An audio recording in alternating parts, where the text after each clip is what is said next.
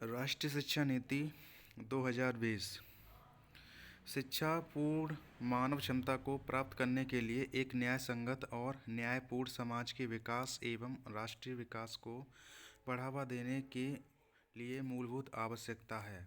ज्ञान के परिदृश्य में पूरा विश्व तेजी से परिवर्तन के दौर से गुजर रहा है।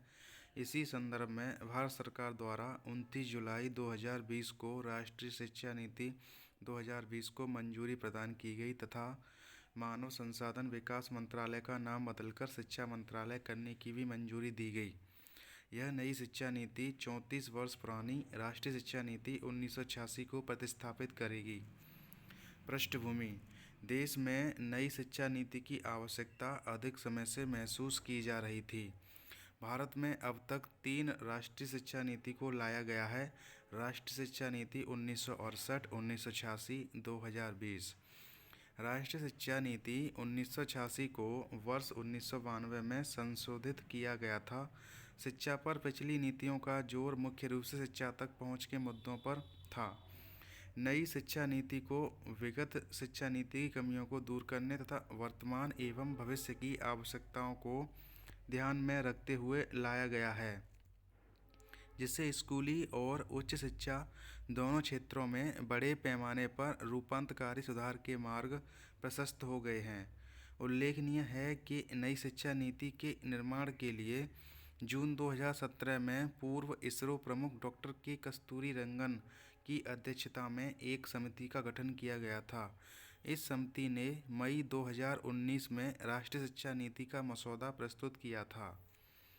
शिक्षा नीति के आधारभूत सिद्धांत: शैक्षिक प्रणाली का उद्देश्य उत्तम मस्तिष्क का विकास करना है, जो तर्कसंगत विचार और कार्य करने में सक्षम हो, जिसमें करुणा, सहानुभूति, साहस एवं लचीलापन, वैज्ञानिक चिंतन और रचनात्मक कल्पना शक्ति, नैतिक मूल्य और आधार हों। इसका उद्देश्य ऐसे प्रतिभाशाली लोगों को तैयार करना है जो कि अपने संविधान द्वारा परिकल्पित समावेशी बहुलतावादी समाज के निर्माण में बेहतर तरीके से योगदान करें। राष्ट्रीय शिक्षा नीति 2020 के विषय में: इस नीति का विजन छात्रों में भारतीय होने का गर्व न केवल विचारों में बल्कि व्यवहार, बुद्धि और कार्यों में भी, और साथ ही ज्ञान, कौशल, मूल्यों और सोच में भी होना चाहिए, जो मानवाधिकारों, स्थायी विकास और जीवन यापन तथा वैश्विक कल्याण के लिए प्रतिबद्ध हो, जिससे वे सही मायने में वैश्विक नागरिक बन सकें। इस सब के लिए आसान पहुंच, समान गुणवत्ता, भयहीनता तथा जवाबदेही के आधारभूत सिद्धांत पर निर्मित यह नई शिक्षा नीति सतत विकास के लिए एजेंडा 2030 के अनुकूल है। स्कूली शिक्षा: यह नीति वर्तमान की 10+2 वाली स्कूल व्यवस्था को 3 से 18 वर्ष के सभी बच्चों के पाठ्यचर्या और शिक्षण शास्त्रीय आधार 5+3+3+4 की एक नई व्यवस्था में पुनर्गठित करने की बात करती है। वर्तमान में 3 से 6 वर्ष की आयु के बच्चे 10+2 वाले ढांचे में शामिल नहीं हैं, क्योंकि 6 वर्ष के बच्चों को कक्षा 1 में प्रवेश दिया जाता है। पुनर्गठित ढांचे के अंतर्गत 3 to 8, 8 to 11, 11 to 14 और 14 to 18 की उम्र के विभिन्न पड़ावों पर विद्यार्थियों के विकास की अलग अलग अवस्थाओं के अनुसार उनकी रुचियों और विकास की आवश्यकताओं पर ध्यान दिया जाएगा। यह पाठ्यक्रम रूपरेखा 5+3+3+4 डिजाइन से मार्गदर्शित होगी। यहाँ 5+3+3+4 से आशय है 5 मीन्स फाउंडेशन स्टेज। इसे 2 भागों में विभाजित किया गया है। पहले 3 वर्ष बच्चे आंगनबाड़ी में प्री स्कूलिंग शिक्षा लेंगे। इसके बाद अगले 2 वर्ष कक्षा 1 व 2 में बच्चे स्कूल में पढ़ेंगे। इन 5 वर्षों की पढ़ाई के लिए एक नया पाठ्यक्रम तैयार किया जाएगा। इसमें 3 से 8 वर्ष तक के बच्चे शामिल होंगे। 3 मीन्स प्रिपरेटरी स्टेज। इस स्टेज में कक्षा 3 से 5 तक की पढ़ाई होगी। इस दौरान प्रयोगों के माध्यम से बच्चों को विज्ञान, गणित, कला आदि की पढ़ाई कराई जाएगी। इसमें 8 से 11 वर्ष तक के बच्चों को कवर किया जाएगा। Next 3 means middle school stage. इस स्टेज में कक्षा 6 से 8 तक की पढ़ाई होगी। इन कक्षाओं में विषय आधारित पाठ्यक्रम पढ़ाया जाएगा। कक्षा 6 से ही वोकेशनल कोर्स भी शुरू हो जाएंगे, जिसमें बच्चों को अनेक तरह के स्किल्स सिखाए जाएंगे।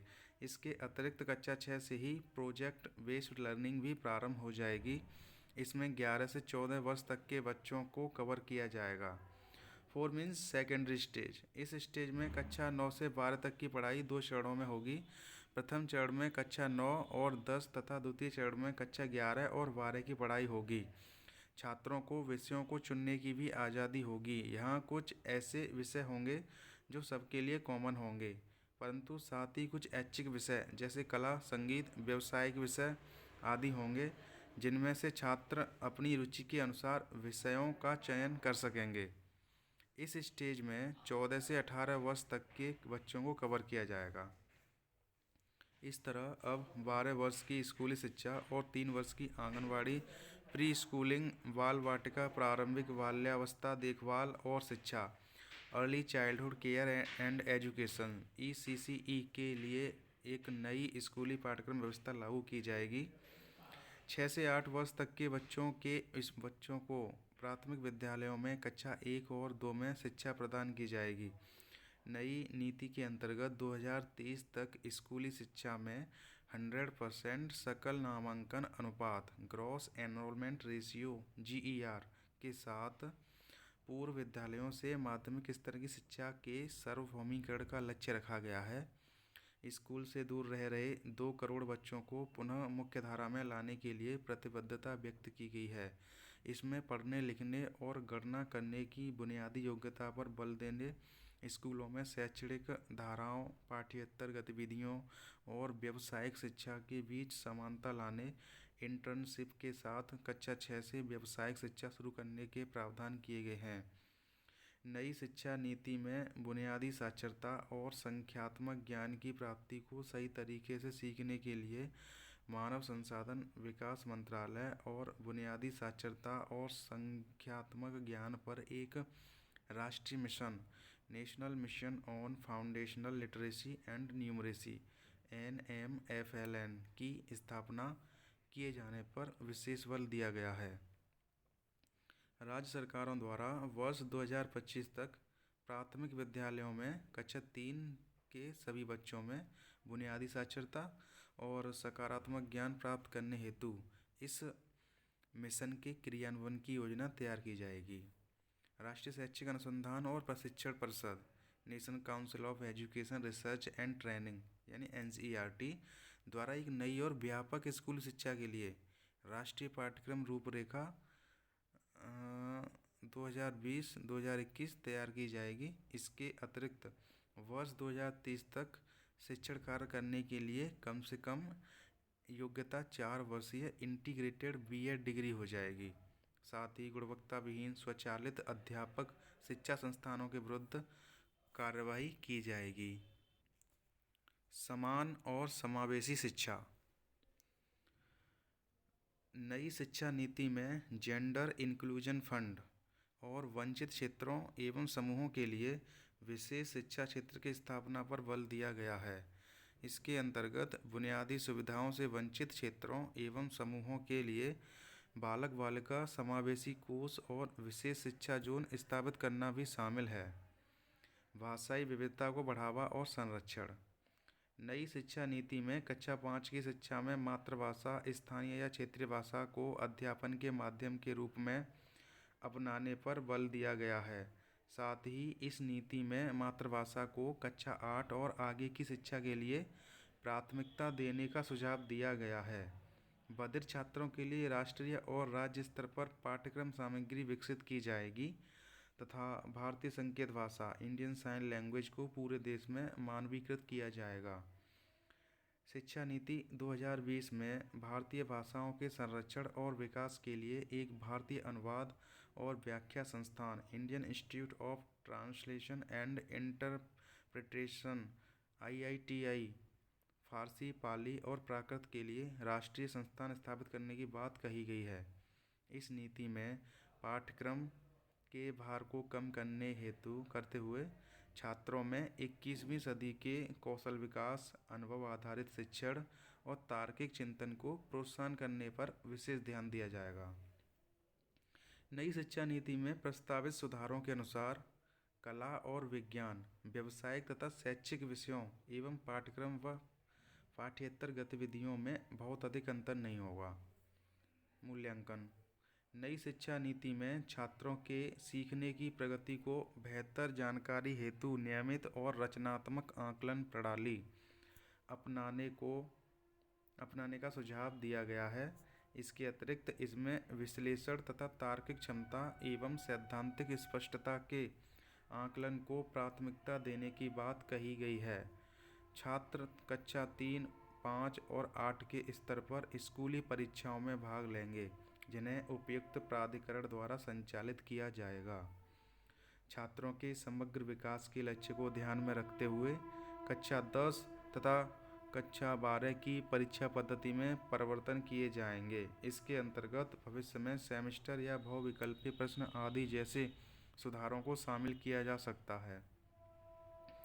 छात्रों की प्रगति के मूल्यांकन के लिए मानक निर्धारक निकाय के रूप में परख PARAKH नामक एक नए राष्ट्रीय आकलन केंद्र नेशनल असेसमेंट सेंटर NAC की स्थापना किए जाने का प्रावधान है। छात्रों की प्रगति मूल्यांकन तथा छात्रों को अपने भविष्य से जुड़े निर्णय लेने में सहायता प्रदान करने हेतु कृत्रिम बुद्धिमत्ता आर्टिफिशियल इंटेलिजेंस यानी AI आधारित सॉफ्टवेयर का प्रयोग किया जाएगा।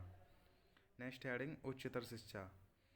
उच्च शिक्षा में सकल समांकन अनुपात को वर्ष 2035 तक 50% तक बढ़ाने तथा उच्च शिक्षा में 3.5 करोड़ नई सीटें जोड़ने की बात कही गई है। नीति के अंतर्गत स्नातक पाठ्यक्रम में मल्टीपल एंट्री एग्जिट व्यवस्था को अपनाया गया है। इसके लिए 3 या 4 वर्ष के स्नातक कार्यक्रम में छात्र कई स्तरों पर पाठ्यक्रम छोड़ सकेंगे और इसी के अनुरूप उन्हें डिग्री या प्रमाण पत्र दिया जाएगा। विभिन्न उच्च शिक्षण संस्थानों से प्राप्त अंकों या क्रेडिट को डिजिटल रूप से सुरक्षित रखने के लिए एक एकेडमिक बैंक ऑफ क्रेडिट यानी ABC दिया जाएगा, जिससे अलग अलग संस्थानों के छात्रों को प्रदर्शन के आधार पर डिग्री दी जा सके। नई शिक्षा नीति के अंतर्गत MPhil कार्यक्रम को समाप्त कर दिया गया है। भारत उच्च शिक्षा आयोग चिकित्सा एवं कानूनी शिक्षा को छोड़कर पूरे उच्च शिक्षा क्षेत्र के लिए एक एकल निकाय के रूप में भारत उच्च शिक्षा आयोग higher education commission of India यानी HECI का गठन करने का प्रावधान किया गया है। भारत उच्च शिक्षा आयोग के कार्यों को प्रभावी एवं पारदर्शितापूर्ण निष्पादन के लिए 4 संस्थानों एवं निकायों के गठन का प्रावधान किया गया है, जैसे विनियमन हेतु राष्ट्रीय उच्चतर शिक्षा नियामकीय परिषद, national higher education regulatory council यानी NHERC का गठन किया गया है, और मानक निर्धारण हेतु सामान्य शिक्षा परिषद यानी कि जनरल एजुकेशन काउंसिल GEL का गठन किया गया है, और वित्त पोषण हेतु उच्चतर शिक्षा अनुदान परिषद यानी कि higher education grant council HEGL का गठन किया गया है, और जबकि प्रत्यायन हेतु राष्ट्रीय प्रत्यायन परिषद नेशनल एक्रेडिटेशन काउंसिल NAC का गठन किया गया है। इस नीति में देश में IIT और IIM के समकक्ष वैश्विक मानकों के अनुरूप बहुविषयक शिक्षा एवं अनुसंधान विश्वविद्यालय की स्थापना की बात कही गई है। शिक्षा में प्रौद्योगिकी नेक्स्ट हेडिंग। विद्यालयी एवं उच्चतर शिक्षा दोनों क्षेत्रों में शिक्षण, मूल्यांकन, नियोजन, प्रशासन आदि में सुधार हेतु प्रौद्योगिकी के उपयोग पर विचारों के मुक्त आदान प्रदान को एक मंच प्रदान करने के लिए एक स्वायत्त निकाय के रूप में राष्ट्रीय शैक्षिक प्रौद्योगिकी मंच यानी कि national education technology forum NETF का निर्माण किया जाएगा, जिसका उद्देश्य प्रौद्योगिकी को अपनाए जाने और किसी क्षेत्र विशेष में उसके उपयोग से संबंधित निर्णयों को सुगम बनाना होगा। नेक्स्ट हेडिंग है खुली एवं दूरस्थ शिक्षा। नई शिक्षा नीति में सकल नामांकन अनुपात को बढ़ावा देने में महत्वपूर्ण भूमिका निभाने हेतु खुली और दूरस्थ शिक्षा के विस्तार की बात कही गई है। ऑनलाइन पाठ्यक्रमों और डिजिटल संग्रहों अनुसंधान के लिए वित्त पोषण, बेहतर छात्र सेवाएं, MOOC द्वारा क्रेडिट आधारित मान्यता आदि जैसे उपायों को सुनिश्चित करने के लिए अपनाया जाएगा कि ये उच्चतम गुणवत्ता वाले इन क्लास कार्यक्रमों के समतुल्य हों। नेक्स्ट हेडिंग प्रौढ़ शिक्षा। बुनियादी साक्षरता प्राप्त करना, शिक्षा प्राप्त करना और जीविकोपार्जन का अवसर प्रत्येक नागरिक का मौलिक अधिकार है। प्रौढ़ शिक्षा के लिए सुदृढ़ एवं नवाचारी सरकारी पहलों, विशेषकर समुदाय की भागीदारी को सुगम बनाना तथा प्रौद्योगिकी के सुचारू और लाभकारी एकीकरण को अतिशीघ्र लागू किया जाएगा, जिससे कि वर्ष 2030 तक 100% साक्षरता के लक्ष्य को प्राप्त किया जा सके। नेक्स्ट हेडिंग वित्त पोषण। भारत में उत्कृष्टता के साथ शिक्षा के लक्ष्य को पाने के लिए एक तथा देश एवं अर्थव्यवस्था से जुड़े लाभों की बहुलता के कारण यह शिक्षा नीति केंद्र तथा सभी राज्य सरकारों द्वारा शिक्षा में निवेश को पर्याप्त रूप से बढ़ाने का समर्थन करती हैं। शिक्षा में सार्वजनिक निवेश को बढ़ाने हेतु केंद्र एवं राज्य सरकारें मिलकर काम करेंगी, जिससे कि शिक्षा निवेश को सकल घरेलू उत्पाद ग्रॉस डोमेस्टिक प्रोडक्ट यानी कि GDP के 6% तक पहुंचाया जा सके। कुछ प्रमुख चुनौतियां। इस नीति के समक्ष कुछ प्रमुख चुनौतियां इस प्रकार हैं, यानी कि नंबर 1 महंगी शिक्षा। नई शिक्षा नीति के अंतर्गत विदेशी विश्वविद्यालयों के प्रवेश से शिक्षण व्यवस्था के महंगी होने की संभावना है, साथ ही इससे शिक्षा चुनौतीपूर्ण होगी। और नेक्स्ट शिक्षक का पलायन। विदेशी विश्वविद्यालयों के प्रवेश से भारतीय दक्ष शिक्षकों के पलायन की संभावना बनेगी। नेक्स्ट हेडिंग नेक्स्ट संसद की अवहेलना। विपक्ष का आरोप है कि भारतीय शिक्षा की दिशा एवं दशा तय करने वाली इस नीति को अनुमति देने में संसद की प्रक्रिया का उल्लंघन किया गया है। नेक्स्ट मानव संसाधन का अभाव। वर्तमान प्रारंभिक शिक्षा में कुशल शिक्षकों का अभाव है। ऐसे में राष्ट्रीय शिक्षा नीति 2020 के तहत प्रारंभिक शिक्षा हेतु की गई व्यवस्था के क्रियान्वयन में व्यवहारिक समस्याएं देखी जा रही हैं। निष्कर्ष। किसी भी समाज व देश के सर्वांगीण विकास के लिए शिक्षा एक आवश्यक व अनिवार्य तत्व है तथा इस आवश्यकता की पूर्ति के लिए एक राष्ट्र के द्वारा व्यापक राष्ट्रीय शिक्षा नीति का निर्धारण किया जाता है। भारत सरकार द्वारा स्वीकृत राष्ट्रीय शिक्षा नीति 2020 इसी दिशा में एक महत्वपूर्ण पहल है। नई नीति को पुरानी शिक्षा नीतियों की कमियों को दूर करने तथा वर्तमान में 21वीं सदी की आवश्यकताओं के अनुरूप बनाने का प्रयास किया गया है, जिससे स्कूली व उच्च शिक्षा में पाठ्यक्रम, परीक्षा पद्धति, मूल्यांकन, नए पहलुओं का समावेश, संरचनागत विस्तार, भाषा विकास व संरक्षण, विषय एकरूपता, अनुसंधान, प्रौद्योगिकी आदि तथ्यों पर विशेष बल दिया गया है, जिससे कि देश की समृद्ध प्रतिभा और संसाधनों का सर्वोत्तम विकास व संवर्धन तथा व्यक्ति, समाज, राष्ट्र और विश्व की भलाई की जा सके।